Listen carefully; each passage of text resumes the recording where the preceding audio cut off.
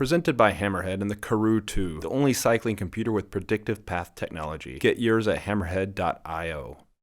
On site at the 2022 Tour of Flanders, and what a big one. Another win in the bag for Mathieu van der Poel after his win 2 years ago in 2020. And a similar scenario, that time he beat out Wout van Aert.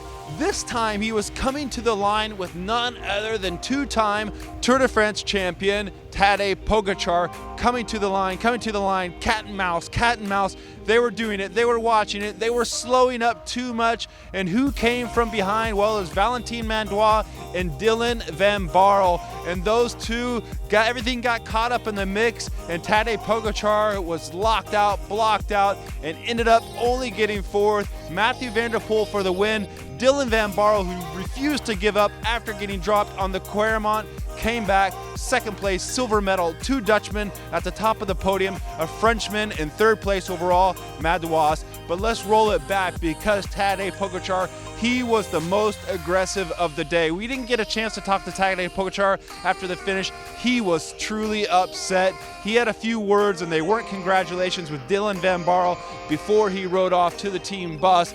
But Mathieu van der Poel, he said that Tadej Pogačar, he was the most aggressive of the day. And in fact, he was, because on that second of 3 times up the Ode Kwaremont, it was Pogačar who's doing the work. He pulled back that early group that looked threatening, and it all came back together. And then on the Koppenberg, bam, again, Pogačar mixing it up, doing the thing he does. And then it was coming down to that final 2 ascents of the Ode Kwaremont and the Paterberg. Fred Wright, Dylan van Baarle, they were up the road. Fred Wright with Team Bahrain Victorious, Dylan van Baarle with Ineos Grenadiers.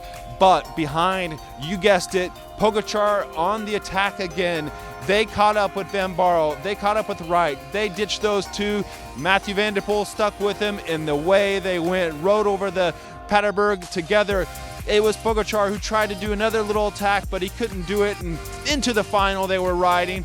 Pogačar, for my thinking, he shouldn't have been doing any other work coming into the final, because Mathieu van der Poel on paper was the favorite sprinter. But we all know that anything can happen, because last year it was Kasper Asgreen who won the sprint against Mathieu van der Poel, and Mathieu van der Poel was on paper the best sprinter. Coming into the final, I was thinking, and I asked Mathieu van der Poel, how did you play that out? Were you worried those guys were coming from behind? He said no, he'd been in that situation the last couple years, so he wasn't stressed out.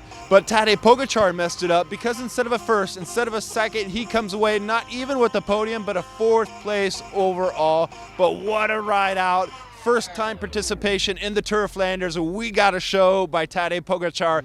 But complimenti, congratulations to Mathieu van der Poel, winning his 2nd Tour of Flanders. And just think, starting off his season with the Milan-San Remo, when he had to pull out of all the cross races, he wins in Fausto Coppi, in the Coppi Bartoli stage race. He wins the Tour of Flanders, and today the big one, the Tour of Flanders for Mathieu van der Poel.